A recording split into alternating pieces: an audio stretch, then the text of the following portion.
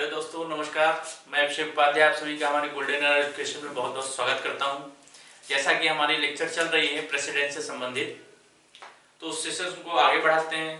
देखते हैं आज के लेक्चर में क्या है। तो हम पिछली क्लास में पहले ही जिक्र कर चुके थे कि राष्ट्रपति से संबंधित जो शक्तियां हैं, जितनी भी शक्तियां हैं, उन शक्तियों के बारे में आज हम डिस्कशन करेंगे। तो आइए आज शुरू करते हैं। प्रेसिडेंट से रिलेटेड जो भी पावर्स हैं, क्या उनको संसद प्रोवाइड करती है, संविधान क्या प्रेसिडेंट को देता है, कौन से पावर, उन पर हम बात करते हैं। तो चलिए आज की क्लास शुरू करते हैं। देखते हैं आज की क्लास में क्या नया आता है। और यहां से सवाल जो है हमेशा वनडे एग्जाम में बने रहे हैं, चाहे वो फैक्चुअल रूप में हो वनडे एग्जाम में, चाहे पीसीएस वगैरह में हो, कॉन्सेप्चुअल में। तो एक मोटा मोटी जहां से सवाल हमेशा बने हुए हैं उस एरिया को हम लोग कवर करते हैं। है तो इसमें बहुत सारी चीजें, अगर इसको हम पढ़ाना शुरू करें तो 2-3 घंटे 4 घंटे इस पे लेक्चर देते रहें, ये चलता ही रहेगा। और बहुत ही इंटरलिंक्ड है, बहुत ज्यादा एक दूसरे से रिलेटेड है। तो देखते हैं जो हमारे काम की चीजें हैं, हमारे एग्जाम के पॉइंट ऑफ व्यू से क्या सही है, उसको हम आगे लेके चलते हैं। तो आइए शुरू करते हैं। हमारे संविधान एवं राज्य व्यवस्था में आज एक टॉपिक, राष्ट्रपति की शक्तियां। राष्ट्रपति की शक्तियां, पिछली क्लास में हमने थोड़ा सा इसको ब्रीफिंग कर दिया था। पावर्स ऑफ प्रेसिडेंट, देखते हैं इसमें क्या है। हमारे संविधान में जैसा कि आर्टिकल 53 में हमने आपको बताया था कि सभी कार्यपाल की शक्तियां जो है राष्ट्रपति में निहित होती हैं। तो सिर्फ कार्यपाल की शक्तियां ही प्रेसिडेंट में नहीं होती हैं। प्रेसिडेंट में कार्यपाल की शक्तियों के साथ साथ विधायी शक्तियां, न्यायिक शक्तियां, उसके बाद आपकी वित्तीय शक्तियां, आपातकालीन शक्तियां, राजनयिक शक्तियां, ये जो है सैन्य शक्तियां, ये सारी शक्तियां हमारे प्रेसिडेंट को दी गई हैं। तो पिछली क्लास में हमने ब्रीफिंग की थी और आज उस ब्रीफ को थोड़ा सा एक मोटा मोटी हम डीप में डिस्कशन करते हैं और देखते हैं क्या है। तो पहली शक्ति जो है प्रेसिडेंट की कार्यकारी शक्ति है। कार्यकारी शक्ति, इसको कहते हैं एग्जीक्यूटिव पावर। इसमें क्या है, जैसा कि हमने आपको बताया कि आर्टिकल 53 अनुच्छेद 53 जो हमारा कॉन्स्टिट्यूशन है, आर्टिकल 53 के तहत प्रेसिडेंट को एग्जीक्यूटिव पावर देता है। और क्या कहता है कि प्रेसिडेंट इस कार्यकारी शक्तियों का, संघ की कार्यकारी शक्तियों का, या तो खुद ही निर्वहन करेगा या तो अपने अधीनस्थ अधिकारियों के माध्यम से करेगा। हमने आपको जिक्र किया था अधीनस्थ अधिकारी वे होंगे कौन, वे होंगे केंद्रीय मंत्रिमंडल। तो कार्यकारी शक्तियों में देखा जाए तो क्या चीजें आती हैं, इसमें आती हैं कि राष्ट्रपति प्रमुख पदाधिकारियों की नियुक्ति करता है, ठीक है। उसके साथ साथ राष्ट्रपति, भारत सरकार के जितने भी कार्य किए जाते हैं वो सब राष्ट्रपति के नाम से किए जाते हैं। ये सवाल हमेशा बने रहे हैं। तो आइए हम देखते हैं कि आज इसमें क्या मिलता है, क्या नया मिलता है। तो पहला तो हमने बताया कि ये सभी कार्य जो है अपने प्राधिकारियों के माध्यम से करेगा, ठीक है। प्राधिकारियों मतलब कैबिनेट, केंद्रीय मंत्रिमंडल, सेंट्रल कैबिनेट, ठीक। दूसरा क्या है, पदाधिकारियों की नियुक्ति या प्रमुख संस्थाओं के अध्यक्षों या सदस्यों की नियुक्ति। इसमें क्या क्या आते हैं, अगर इसकी बात करें तो इसमें आते हैं पहला तो है पीएम को नियुक्त करता है, ठीक, राष्ट्रपति। दूसरा है संघ के मंत्रियों की नियुक्ति करता है, ठीक। तीसरा है राज्यों के राज्यपाल की नियुक्ति करता है। चौथा है जो संघ शासित प्रदेश है, यूनियन टेरिटरीज। यूनियन टेरिटरीज में जहां जहां प्रशासक है, ठीक है, एडमिनिस्ट्रेटर, और जहां जहां लेफ्टिनेंट गवर्नर है, जिसको कहा जाता है एलजी। दिल्ली के एलजी बहुत चर्चित रहे हैं, जम्मू कश्मीर के एलजी बहुत चर्चित रहे हैं। तो एलजी, ठीक है, उपराज्यपाल की नियुक्ति करता है। प्लस जिन राज्य विधाओं में जिन संघ शासित प्रदेशों में राज्य विधानसभाएं हैं, ठीक है, उन विधानसभाओं के चीफ मिनिस्टर को ये नियुक्त करता है, ठीक है। जैसे दिल्ली, और प्लस पुदुचेरी। ठीक, अभी हाल ही में जम्मू एवं कश्मीर जुड़ गया। तो ऐसे यूनियन टेरिटरी जहां पे विधानसभाएं चलती हैं, जहां पे मुख्यमंत्रियों की नियुक्ति होती है, मुख्यमंत्री चुना जाता है, इलेक्ट किया जाता है, उन मुख्यमंत्रियों की नियुक्ति प्रेसिडेंट करता है। उसके बाद क्या करता है, यूपीएससी के सदस्य, अध्यक्ष और सदस्यों की नियुक्ति प्रेसिडेंट करता है। फिर क्या करता है, कैग की नियुक्ति करता है। ठीक है, सॉरी, कैग की नियुक्ति करता है, controller auditor general of India. ठीक, उसके बाद अटॉर्नी जनरल ऑफ इंडिया। ठीक है, महान्यायवादी जिसे कहा जाता है, महान्यायवादी, भारत का महान्यायवादी, भारत के महान्यायवादी की नियुक्ति करता है।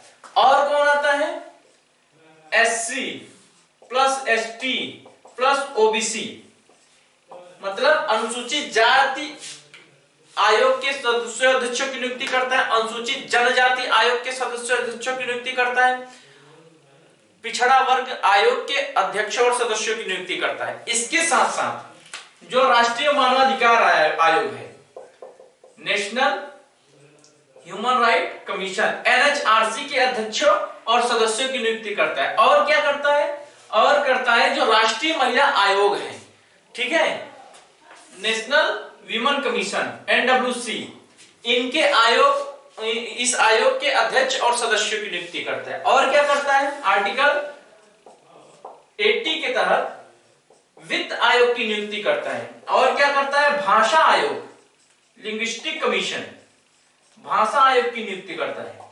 तो कह सकते हैं 53 के तहत जो है अपने कार्यपालिकी शक्ति का प्रयोग प्राधिकारियों के माध्यम से करेगा और कुछ संस्थाओं के सदस्यों, अध्यक्षों की और कुछ लोगों की नियुक्ति खुद करता है, जैसे प्रधानमंत्री संघ के मंत्री, ठीक है, राज्यों के राज्यपाल, केंद्र शासित प्रदेशों के प्रशासक, मुख्यमंत्री या फिर उपराज्यपाल, यूपीएससी के अध्यक्ष सदस्य, ठीक है, कैग के अध्यक्ष मतलब कैग के प्रशासक की नियुक्ति, उसके बाद महान्यायवादी की नियुक्ति, उसके बाद आप देखिए एससी एसटी ओबीसी के ये जो आयोग बने हैं, अनुसूचित जाति आयोग, अनुसूचित जनजाति आयोग, राष्ट्रीय पिछड़ा वर्ग आयोग, इनके अध्यक्ष और सदस्यों की नियुक्ति करता है, भाषा आयोग की नियुक्ति करता है, फाइनेंस कमीशन गठित करता है, राष्ट्रीय मानवाधिकार आयोग के अध्यक्षों सदस्यों की नियुक्ति करता है और राष्ट्रीय महिला आयोग। ये तमाम प्रकार के लोग हैं। यहां से सवाल बने हुए हैं, अगर देखा जाए तो इस पे जिक्र किया जाता है। ये क्वेश्चन बहुत इंपॉर्टेंट क्वेश्चन आया हुआ है और बड़ा ट्रेंडिंग क्वेश्चन यहां से बनता है। सवाल बन गया कि राज्यों के राज्यपाल की नियुक्ति कौन करता है, तो राष्ट्रपति करता है। सवाल बन गया महान्यायवादी की नियुक्ति कौन करता है, सॉरी महालेखा नियंत्रक, भारत के महालेखा नियंत्रक और परीक्षक की नियुक्ति कौन करता है, तो राष्ट्रपति करता है। भारत के महान्यायवादी की नियुक्ति कौन करता है, ये सारे, जैसे भाषा आयोग, ओबीसी, एससी एसटी, ठीक है, फाइनेंस कमीशन, एनएचआरसी, एनडब्ल्यूसी, ये यहां से सवाल हमेशा ट्रेंडिंग में बने हुए हैं। जैसे अभी देखिए वित्त आयोग चर्चा का विषय रहा है, अपनी रिपोर्ट सभा पटल पे रखा संसद में। एक चीज ध्यान दीजिए, हमेशा आप मैगजीन पढ़ते हैं या फिर आप न्यूज़पेपर पढ़ते हैं तो ये तमाम आयोगों से संबंधित बातों को हमेशा थोड़ा गौर किया करें। क्या होता है कि जब कोई मुद्दा बहुत ट्रेंडिंग होता है, बहुत ही एक तरीके से बर्निंग इश्यूज होता है, तो वहां से संबंधित सवाल जरूर बनते हैं। जैसे अभी आगामी परीक्षाओं में ये सवाल जरूर बन सकता है कि वित्त आयोग का गठन कौन करता है, तो ये हमें ध्यान देना जरूरी है कि जो बर्निंग इश्यूज हैं इनको हम जानकारी रखें। तो ये सवाल आपका आंसर यहां से मिल जाएगा। और कार्यकारी अगर शक्तियों की बात करते हैं तो और कार्यकारी शक्तियों में देखते हैं कि जितने भी मतलब कि ये पदाधिकारी, इनमें से कुछ पदाधिकारी ऐसे हैं जो राष्ट्रपति के प्रसाद पर्यंत पद धारण करते हैं। इनमें से कौन कौन है, एक महान्यायवादी, ठीक, एक कौन है, संघ के मंत्री, ठीक, और एक कौन है, राज्यपाल। ये जो है सवाल बनता है, क्या सवाल बनता है यहां से, सवाल ये बनता है कि निम्नलिखित में से किनको राष्ट्रपति के प्रसाद पर्यंत पद धारण करने का अवसर मिलता है, ठीक है। तो दे दिया गया कैग यूपीएससी के अध्यक्ष, ठीक है, भाषा आयोग और ये महान्यायवादी। तो आप महान्यायवादी टिक करिएगा, राज्यपाल टिक करिएगा, ऑप्शन में संघ के मंत्री हो तो संघ के मंत्रियों को टिक करिएगा।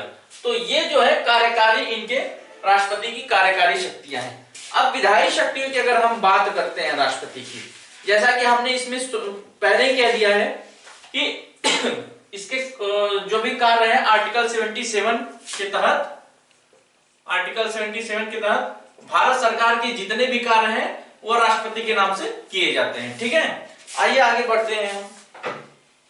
एक चीज इसमें और भी आता है, बड़ा ट्रेंडिंग रहा है कार्यकारी शक्ति में, देख लेते हैं वहां भी कि अंतरराज्यीय परिषदों की गठन होती है। विभिन्न राज्यों के मध्य विवादों को या केंद्र राज्य के मध्य जो संबंधों की प्रकृति है उसके आधार पे अंतरराज्यीय परिषद का गठन किया जाता है आर्टिकल 263 के तहत। तो वो भी राष्ट्रपति की ही कार्यकारी शक्ति है जिसमें राष्ट्रपति इसका उपयोग करता है। क्या उपयोग करता है? अनुच्छेद 263 के तहत अंतरराज्यीय परिषद का गठन करता है। अंतरराज्यीय परिषद का गठन कौन करता है? राष्ट्रपति करता है। यह राष्ट्रपति की कौन सी शक्ति है? कार्यकारी शक्ति। यहां से सवाल बहुत बनते हैं, ये जो हम क्यों यूं लिख रहे हैं ना क्वेश्चन, ये मतलब है ये सवाल बन सकता है। और हाल ही में जो बड़े एग्जाम हुए हैं उसमें भी ये सवाल बना हुआ है कि अंतरराज्यीय परिषद किस अनुच्छेद से संबंधित है। तो याद रखिएगा अनुच्छेद 263, लेकिन इसका गठन कौन करता है? इसका गठन प्रेसिडेंट करता है। आइए हम विधायी शक्तियों की बात करते हैं। तो विधायी शक्तियों में जो लेजिस्लेटिव पावर है, लेजिस्लेटिव पावर में क्या प्रेसिडेंट के हैं? विधायी शक्तियां, लेजिस्लेटिव पावर्स।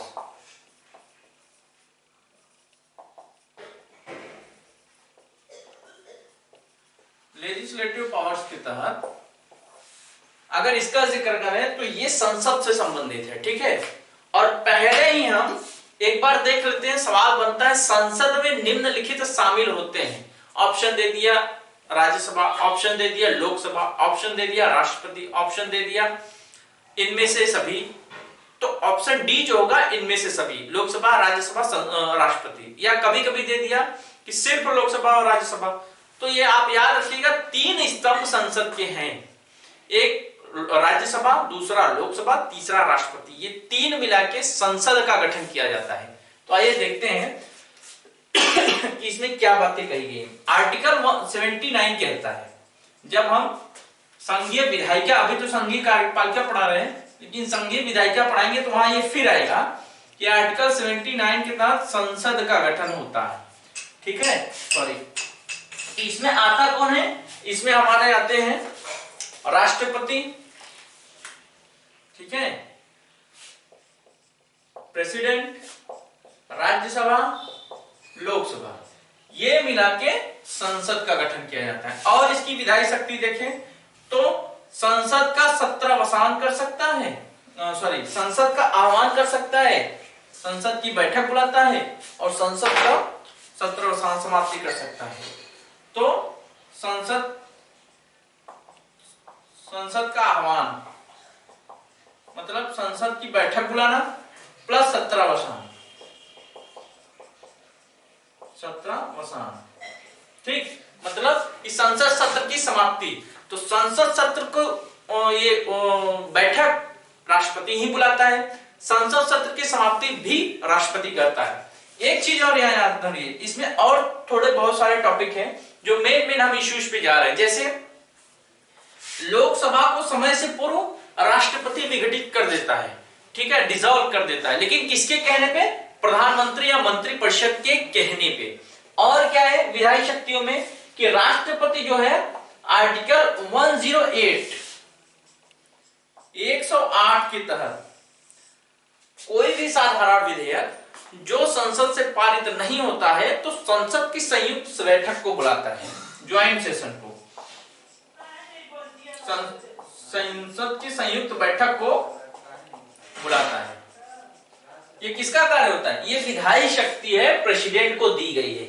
आर्टिकल 111 की यही बात कर ली, जो बड़ा चर्चित रहा है कि किसी भी विधेयक पे राष्ट्रपति अपनी सहमति दे सकता है, स्वीकृति दे सकता है, या उसको अस्वीकार कर सकता है, या फिर उसको पुनर्विचार के लिए संसद के पास भेज सकता है। लेकिन यहां याद रखिएगा कि जब उस राष्ट्रपति किसी भी विधेयक को पुनर्विचार के लिए संसद के पास भेजता है, तो संसद अगर उसको संशोधन करके या बगैर संशोधन के फिर से राष्ट्रपति के पास उसकी स्वीकृति के लिए भेजता है, तो वहां पे राष्ट्रपति जो है बाध्य हो जाएगा अपनी स्वीकृति कर देने के लिए। कहने का मतलब कि एक बार कोई बिल संसद से पास होकर राष्ट्रपति के पास आया, राष्ट्रपति को लगा कि इस विधेयक में कुछ गड़बड़ी है, कुछ संशोधन करने हैं, कुछ समस्याएं हैं, तो राष्ट्रपति करता क्या है कि उसको वापस लौटा देता है, पुनर्विचार के लिए भेज देता है, या कभी कभी लगता है वो स्वीकृति देता ही नहीं, ठीक है, कभी कभी स्वीकृति दे देता है, तो दे दिया तो वो तो बिल कानून बन गया।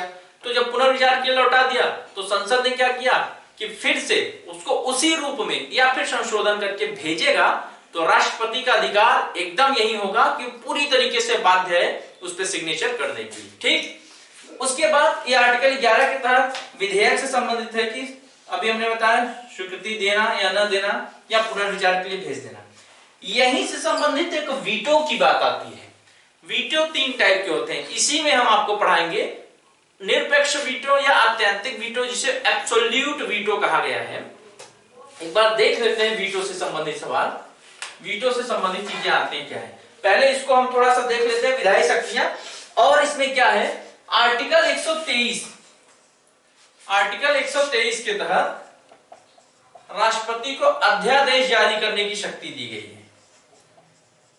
अध्यादेश, ऑर्डिनेंस जारी करने की शक्ति राष्ट्रपति को। सवाल बनता है, ये फैक्ट है, एकदम फैक्ट है, अध्यादेश जारी करने की शक्ति राष्ट्रपति को किस अनुच्छेद के तहत दी गई है? तो आर्टिकल 123 के तहत। ये हमेशा याद रखिएगा, ये सवाल हमेशा बने हुए हैं और हमेशा ट्रेंडिंग क्वेश्चन है, यहां से सवाल हमेशा आते रहे हैं। इसके बाद राष्ट्रपति की विधायी शक्तियों में देख ले तो आर्टिकल 331 के तहत लोकसभा में 2 सदस्यों को मनोनीत करता है, और आर्टिकल 80 के तहत राज्यसभा में 12 सदस्यों को मनोनीत करता है।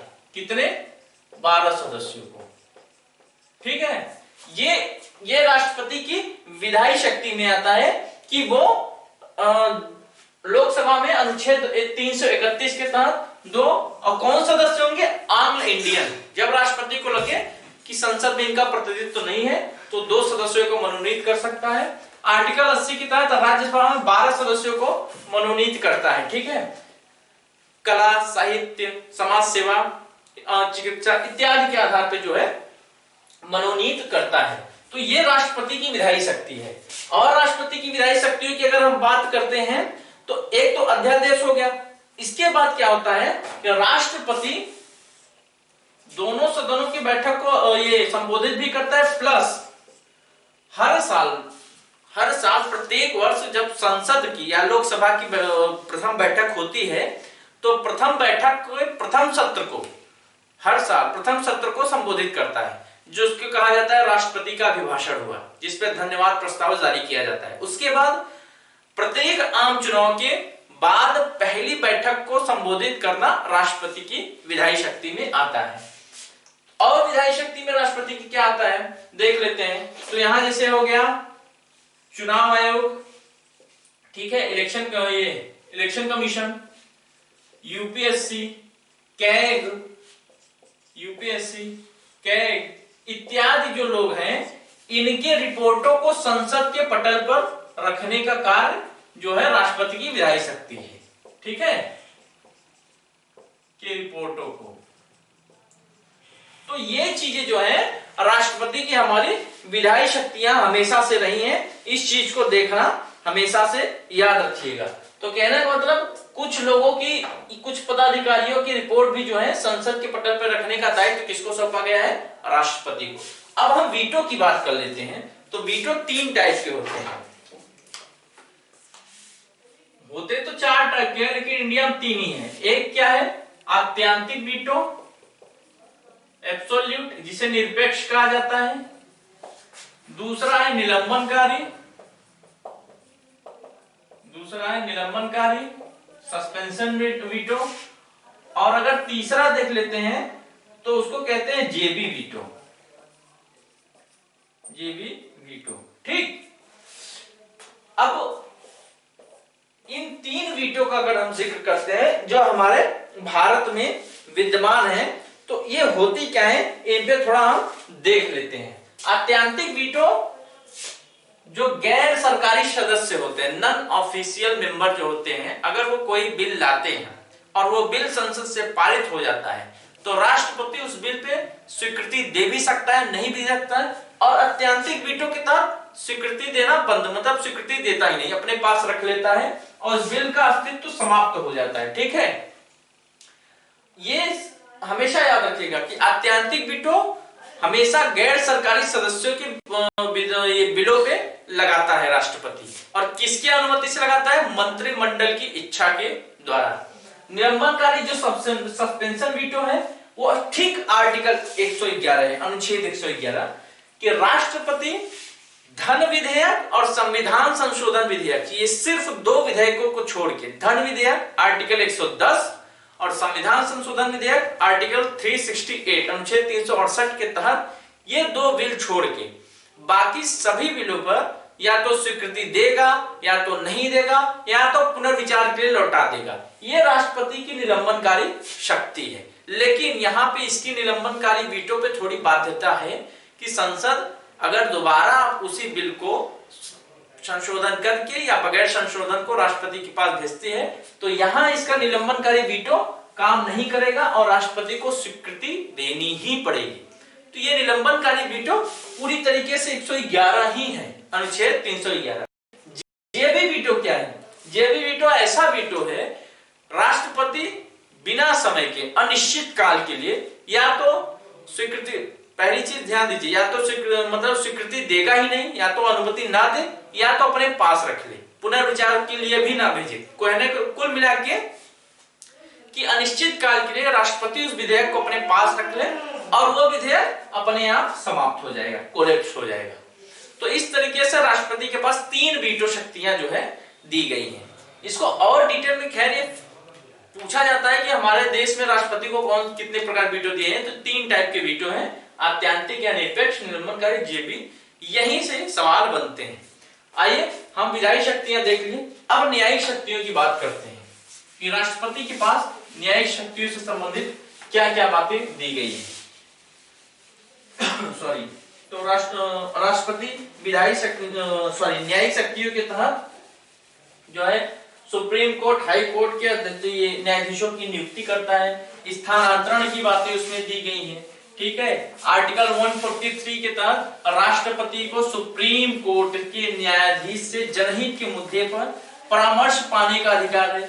खैर वो जो एडवाइस देता है वो एडवाइस बाध्यकारी नहीं होता, राष्ट्रपति चाहे उस एडवाइस को माने या न माने। ठीक है, तो देख लेते हैं इसमें छोटी छोटी बातें क्या क्या है न्यायिक शक्तियों में।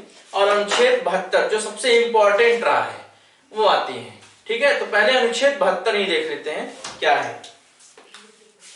तो न्यायिक शक्ति, न्यायिक शक्ति, जुडिशियल पावर।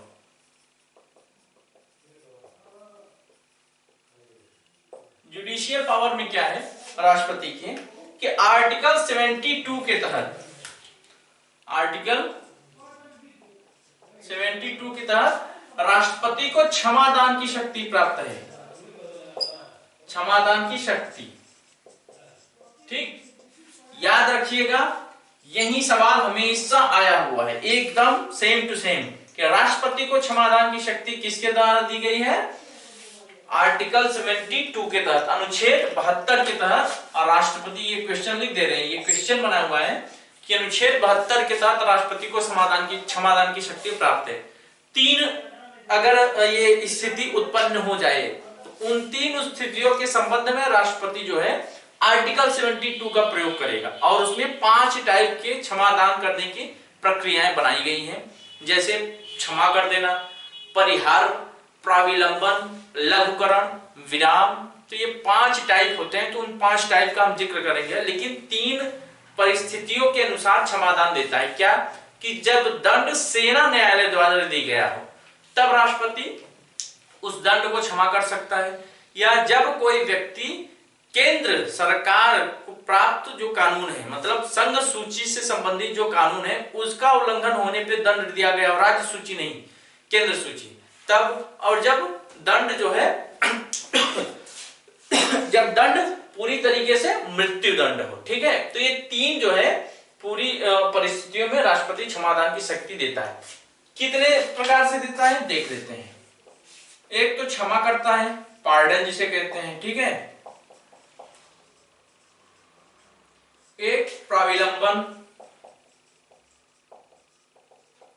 एक परिहार, एक लघुकरण और पांचवा लास्ट अंतिम क्या है विराम। ठीक, अगर इसका इसका इंग्लिश लैंग्वेज बात कर लें तो क्षमा को पार्डन, प्राविलंबन को रिप्राइव, परिहार को रिमिशन, लघुकरण को कम्यूट और विराम को जो है रेस्पाइट कहा गया है। तो क्षमा की बात करते हैं तो कहा जाता है कि पूरी तरीके से क्षमा कर देना। ठीक है, कोई भी व्यक्ति को पूरी तरीके से क्षमादान दे देना। कहा जाता है ना राष्ट्रपति के पास क्षमादान की शक्ति मांगने गया है, तो राष्ट्रपति पूरी तरीके से क्षमा कर दिया। प्राविलंबन की बात करें, रिप्राइव की बात करें तो रिप्राइव कहता है कि मृत्यु दंड को अस्थायी रूप से निलंबित किया जाता है। अस्थायी रूप से निलंबित, इसका उद्देश्य क्या है? मान लीजिए कोई व्यक्ति को मृत्यु दंड दिया गया है तो राष्ट्रपति के पास क्षमादान की याचना कर रहा है, तो राष्ट्रपति आर्टिकल 72 का प्रयोग करके अगर देखता है मंत्रिमंडल से चर्चा करके तो उस व्यक्ति को क्षमादान तो नहीं देता लेकिन प्राविलंबन रिप्राइव कर देता है, उसके दंड को अस्थायी रूप से निलंबित कर देता है। क्यों? क्योंकि उसको समय मिल जाता है कि क्षमादान या याचना फिर से करने के लिए, कोर्ट में फिर से चीजों को देखने के लिए। ठीक है, इसका उद्देश्य यही है, दंड के स्वरूप में परिवर्तन। फिर परिहार की बात करते हैं तो परिहार कहता है कि दंड के स्वरूप में परिवर्तन किए बिना दंड को कम कर देना। कहने का मतलब कोई व्यक्ति 3 वर्ष का कठोर कारावास पाया हुआ है, ध्यान दीजिएगा शब्द है कठोर कारावास, तो सजा क्या है? सजा का स्वरूप क्या है? कठोर कारावास। लेकिन कहता है कि सजा के स्वरूप में परिवर्तन नहीं करता लेकिन अवधि में परिवर्तन कर देता है। ठीक है, तो इसको कम कर 1 वर्ष का कठोर कारावास दे दिया। 1 वर्ष का कठोर, ये परिहार है। इस परिहार इसके तहत राष्ट्रपति को यह शक्ति है कि दंड के स्वरूप में परिवर्तन किए बिना दंड की मात्रा या अवधि को कम कर देना। लघुकरण क्या है? लघुकरण कहता है कि ठीक इसका उल्टा, कि दंड की प्रकृति के में परिवर्तन कर देना। मान लीजिए किसी को कठोर कारावास या मृत्यु दंड दिया गया है, ठीक है, तो कठोर कारावास को हल्के कारावास में या मृत्यु दंड को आजीवन कारावास में, आजीवन कारावास में बदल देता है। ठीक, ये है। और विराम क्या है? विराम कहता है कि किसी विशेष परिस्थिति में दंड के स्वरूप में परिवर्तन, दंड के प्रकृति में परिवर्तन। कहने का मतलब कि मान लीजिए कोई महिला प्रेग्नेंट है, गर्भवती है और उसको मृत्यु दंड दिया गया है, तो विशेष परिस्थिति क्या उत्पन्न हुई कि वो प्रेग्नेंट है, तो राष्ट्रपति के पास अगर क्षमादान की शक्ति याचना जाती है तो राष्ट्रपति विराम के तहत उसके मृत्यु दंड को कम करके उसको कारावास दे दिया जाता है। ठीक है, तो ये इस तरीके से कि क्षमादान को क्षमा कर देना, प्राविलंबन मतलब मृत्यु दंड को अस्थायी रूप से रोक लगा देना या निलंबित कर देना, उद्देश्य क्या है कि वो याचना कर सके। परिहार का मतलब क्या है कि दंड के स्वरूप में परिवर्तन किए बिना दंड की अवधि को कम कर देना। कि मान लीजिए फला व्यक्ति ए है, ए ने कोई मतलब कि सपोज दैट किसी को अटेम्प्ट टू मर्डर का केस है उसके ऊपर, ठीक है, उसको 5 वर्ष का कठोर कारावास दिया गया है, तो दंड की प्रकृति क्या है? कठोर कारावास। लेकिन प्रकृति में परिवर्तन नहीं किया, राष्ट्रपति ने उसको 1 वर्ष का कारावास दे दिया या 3 वर्ष का कर दिया, ठीक है, लेकिन कारावास क्या रहेगा? कठोर ही रहेगा, तो अवधि में कमी। लघुकरण क्या है कि दंड के स्वरूप में ही परिवर्तन कर दिया जाए। कठोर कारावास है तो उसको हल्का कारावास दे दिया जाए, मृत्यु दंड है तो आजीवन कारावास दे दिया जाए, अविराम विशेष परिस्थिति की बात करता है। तो ये जो है क्षमादान शक्ति आर्टिकल 72 के तहत न्यायिक शक्ति जो है राष्ट्रपति को दिया गया है। इसके बाद राष्ट्रपति को हमने बताया आर्टिकल 143 के तहत, 143 के तहत सुप्रीम कोर्ट के जज से, ठीक है, सुप्रीम कोर्ट के मुख्य न्यायाधीश से परामर्श, मुख्य न्यायाधीश से परामर्श प्राप्त करने का अधिकार है। लेकिन यह परामर्श बाध्यकारी नहीं होता, ध्यान दीजिएगा, बाध्यकारी नहीं होता, ठीक। ये इसके अलावा क्या करता है राष्ट्रपति, इसके अलावा राष्ट्रपति 124 के तहत, आर्टिकल 124 अनुच्छेद 124 के तहत सुप्रीम कोर्ट के न्यायाधीशों की नियुक्ति करता है और 217 के तहत हाई कोर्ट के न्यायाधीशों की नियुक्ति करता है। ये राष्ट्रपति की जो है नियुक्ति का, कोर्ट के जजों की नियुक्ति से संबंधित अधिकार दिए गए हैं। और क्या करता है आर्टिकल 103, ध्यान दीजिएगा, इसके तहत इलेक्शन कमीशन, जो मुख्य ये जो निर्वाचन आयोग है उसके परामर्श से, सपोज दैट कोई व्यक्ति संसद का सदस्य बन गया, ठीक है, तो उसके अयोग्यता से संबंधित बात अगर राष्ट्रपति के पास पहुंचती है कि फला व्यक्ति भ्रष्टाचारी है, अपराधी है, तो राष्ट्रपति क्या करेगा, अनुच्छेद 103 का उपयोग करेगा अपनी न्यायिक शक्तियों के तहत, ठीक है, और इलेक्शन कमीशन के पास जाएगा। खैर ये विधायी शक्तियों में भी आता है। इलेक्शन कमीशन से पूछेगा कि क्या फला व्यक्ति के संबंधित जो मैं बातें सुन रहा हूं कि वो अपराधी है, भ्रष्टाचारी है, क्या ये सच है? तो इलेक्शन कमीशन उसकी जांच करेगा, ठीक है, और फिर राष्ट्रपति को परामर्श देगा कि नहीं ये अयोग्य है, इसको निलंबित कर दिया जाए। तो वहां राष्ट्रपति इलेक्शन कमीशन की बात मान के संसद के सदस्य को अयोग्य घोषित कर देता है। तो इस तरीके से राष्ट्रपति की न्यायिक शक्तियां जो है पूरी तरीके से काम में आ जाती है। अब राष्ट्रपति की वित्तीय शक्तियों की बात करते हैं। आज राष्ट्रपति की थोड़ी चीजें और बाकी रह गई, वित्तीय शक्तियां, सैन्य शक्तियां, राजनीतिक शक्तियां, आपातकालीन शक्तियां, तो ये हम देख लेते हैं। वित्तीय शक्तियों में बजट की बातें आती हैं कि आर्टिकल 112 के तहत, 112 के तहत बजट रखवाता है। आप बजट जानते ही हैं कि सरकार का लेखा जोखा होता है, फरवरी में पारित होता है या फरवरी में रखा जाता है। तो 112 के तहत राष्ट्रपति क्या है, बजट राष्ट्रपति की स्वीकृति से रखा जाता है, ठीक है। उसके बाद क्या करता है राष्ट्रपति, उसके बाद अनुच्छेद 280 के तहत, आर्टिकल 280 के तहत फाइनेंस कमीशन की नियुक्ति करता है, वित्त आयोग की नियुक्ति का अधिकार है। उसके बाद भारत की आकस्मिक निधि से खर्चों को करने का अधिकार, मतलब प्राप्त करने का अधिकार राष्ट्रपति, मतलब संसद को अगर आकस्मिक निधि से पैसा लेना है तो राष्ट्रपति की स्वीकृति प्राप्त होती है और उसके बाद संसद की स्वीकृति दी जाती है। तो इस तरीके से जो है वित्तीय शक्तियां राष्ट्रपति की हैं। अगली देखते हैं राष्ट्रपति की सैन्य शक्तियां। तो सैन्य शक्तियों में क्या है, ये तीनों सेनाओं का प्रमुख होता है, थल सेना, जल सेना, वायुसेना, तीनों सेनाओं का अध्यक्ष, तीनों सेनाओं का अध्यक्ष या प्रधान सेनापति, ठीक, प्लस तीनों सेनाओं, जल सेना, वायुसेना, थल सेना, तीनों सेनाओं के अध्यक्षों की नियुक्ति करता है, अध्यक्षों की नियुक्ति करता है, ठीक है। युद्ध हो गया, बाहरी आक्रमण हो गया, सशस्त्र विद्रोह हो गया, उससे संबंधित उद्घोषणा जो है राष्ट्रपति की सैन्य शक्तियां हैं। और राष्ट्रपति की राजनयिक शक्तियां देखते हैं जो डिप्लोमेटिक हैं।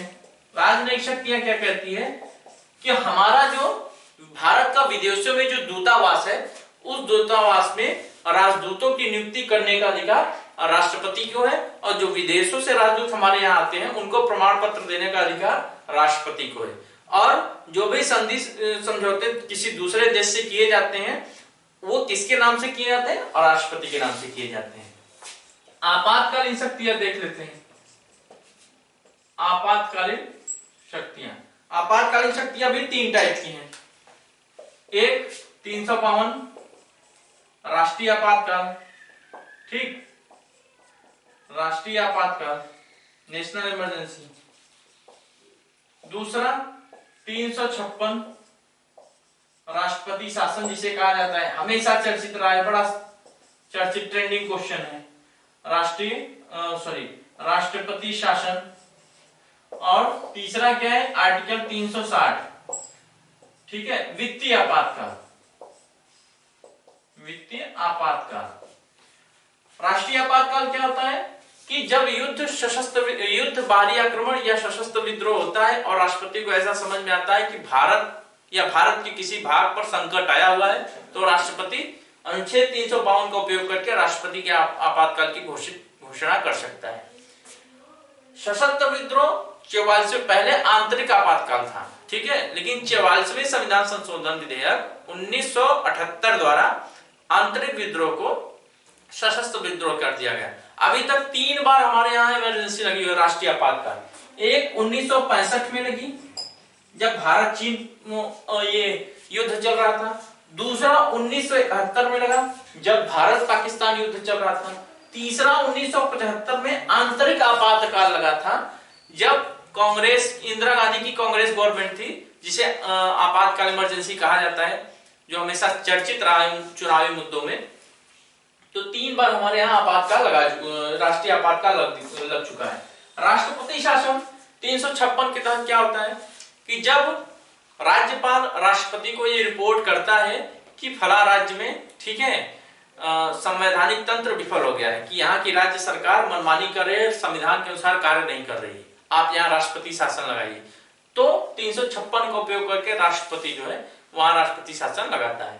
360 वही बात कि जब भारत में या भारत के किसी भाग पे राष्ट्रपति को ये पता चले कि यहाँ आर्थिक संकट उत्पन्न हो चुका है, तो राष्ट्रपति ये वित्तीय आपातकाल की घोषणा कर सकता है। तो ये तो थी राष्ट्रपति की सारी शक्तियां। यहां से हमेशा सवाल बनते रहे। आप इस वीडियो को बार बार देखिएगा, एक भी चीजें यहां हमने छोड़ी नहीं है। जो भी क्वेश्चन बने हुए हैं प्रीवियस ईयर में या जो भी बन सकते हैं, एग्जाम के पॉइंट ऑफ व्यू से इस लेक्चर को मैंने डिजाइन किया और आपके सामने मैंने रखा। तो इस चीज को ध्यान रखिएगा कि बड़ी मेहनत के बाद ये सब चीजें मिलती हैं, ठीक है। अगर फ्री ऑफ कॉस्ट आपको मिल रही है तो इसका उपयोग करिए, आप भी करिए, अपने दोस्तों को भी कर दे दीजिए, लाइक करिएगा, शेयर करिए, सब्सक्राइब करिए। ज्यादा से ज्यादा शेयर करेंगे, लोगों के पास ज्यादा से ज्यादा जानकारी पहुंचेगी। तो एक तरीके से ये अच्छा डेली टू लाइफ में भी आपको यह मालूम हो जाएगा कि फला शक्तियां किस टाइप की हैं, राष्ट्रपति की क्या है। तो राष्ट्रपति हमेशा एक तरीके से चर्चित मुद्दा भी रहा है। तो ये आज हमारा जो है संघीय कार्यपालिका में प्रेसिडेंट का लेक्चर जो है पूरी तरीके से समाप्त होता है। कल से हम उपराष्ट्रपति, प्रधानमंत्री, मंत्रिपरिषद की बात करेंगे। उसके बाद हम संघीय विधायिका में संसद देखेंगे। संसद में भी हमने राष्ट्रपति पढ़ा दिया है, लोकसभा, राज्यसभा देख लेंगे। संसद की कार्य विधियां कैसे चलती हैं, कितने प्रस्ताव आते हैं, कितने प्रश्नकाल होते हैं, वो देखने के बाद उसके बाद हम सुप्रीम कोर्ट पहुंच जाएंगे। सुप्रीम कोर्ट पढ़ाने के बाद धीरे धीरे हम राज्य से संबंधित बातें, यूनियन टेरिटरीज, तो मेन टॉपिक जो हमारे एग्जाम के पॉइंट ऑफ व्यू से हम यहाँ पे पूरी तरीके से कवर करेंगे। तो दोस्तों आज का वीडियो अच्छा लगा हो तो लाइक करिएगा, सब्सक्राइब करिएगा, शेयर करिएगा। बहुत बहुत धन्यवाद। कल मिलते हैं।